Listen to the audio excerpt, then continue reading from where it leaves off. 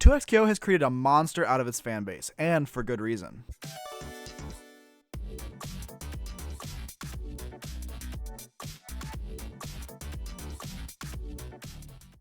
Hey Squids, I'm Scooby and welcome to Mystery Inc., where I cover 2XKO updates, news, rankings, and make predictions for fun.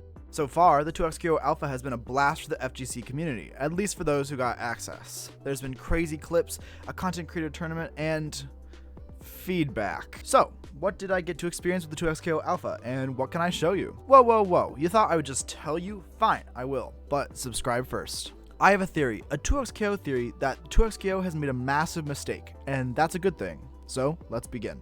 My experience with the 2XKO Alpha has been a difficult one to say the least. I just started learning lever lists with this game, and I have only practiced a little bit before the Alpha. However, I feel like I caught on quickly, and I'm having a lot more fun now. One of the biggest challenges I found with this was the controls mapping. I struggled for a bit to find an easy to access tag button so there'd be minimal issues with combos. Having a dash macro, parry button, and tag button made it weird to find a place for each of them on the lever list that felt right. After figuring out my control scheme, I got right into the training mode to learn Alawi. Alawi is awesome. I love her gameplay, and the devs did a great job of keeping her away from a puppeting playstyle. It was unfortunate that some characters didn't work as well with others though.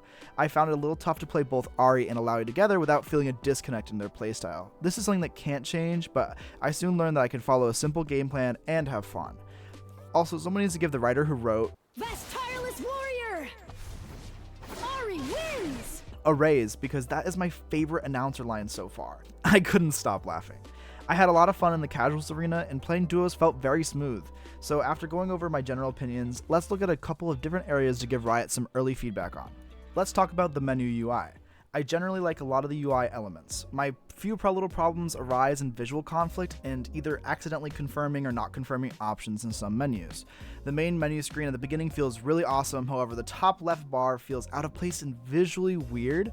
I think maybe looking at something like Apex Legends' season menu may be a good thing to consider for the main page UI. It feels ingrained into the game and less separate. Another thing to note is that the double clicking while viewing a chroma automatically purchases a chroma. I have purchased multiple chromas by accident when I was just trying to get another color. Finally, in the character select, at first I had no idea how to move forward for characters that didn't have skins. I was trying to move left and right because there were arrow options, and it took me a sec to realize I had to press A to move on to chromas. Now onto the Battle Pass. For the Battle Pass, I generally like a lot of the ideas for the cosmetics. Avatar cosmetics, character skins, emotes, and stickers all sound awesome. Two things. I think it's important for 2XKO to include enough currency in the Battle Pass to purchase another pass once the next one comes out.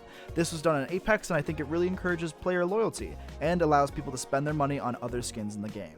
Another thing I think would benefit 2XKO a lot is if they used an event-specific pass. Season passes are too long, and I feel like putting out a pass once a month sounds a lot better. On top of that, there could be new pass cosmetics to promote a new character, similar to how League uses events to hype up new characters with a starting skin.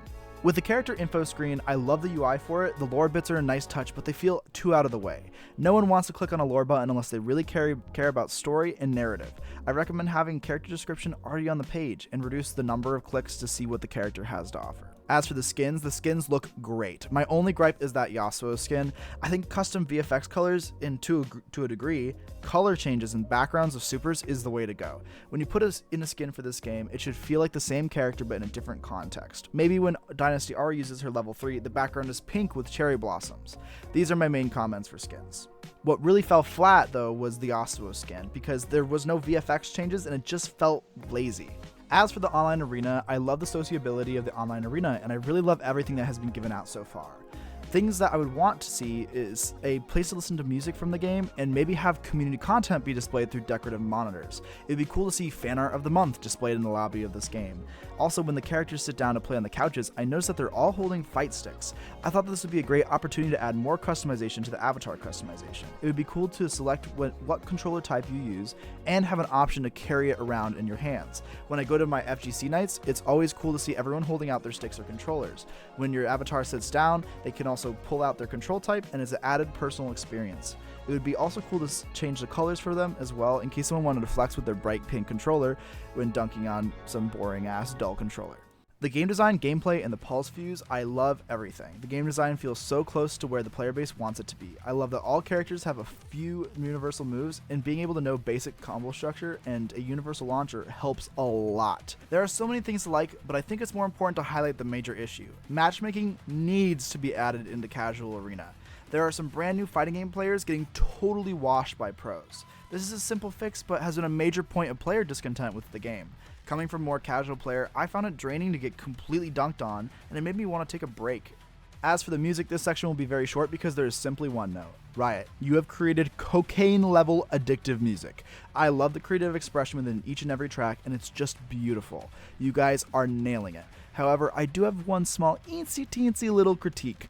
Ari's theme feels way too smooth and different from the rest of the OSTs. I totally understand where you were going, but when Ari shows up as the last one standing, I need that shit to empower me, not put me to sleep. I believe that there can still be a smoother OST track, but it feels so out of place when she hits the field. It might also just have too much of a startup for it to feel good right away. Art team, y'all are amazing.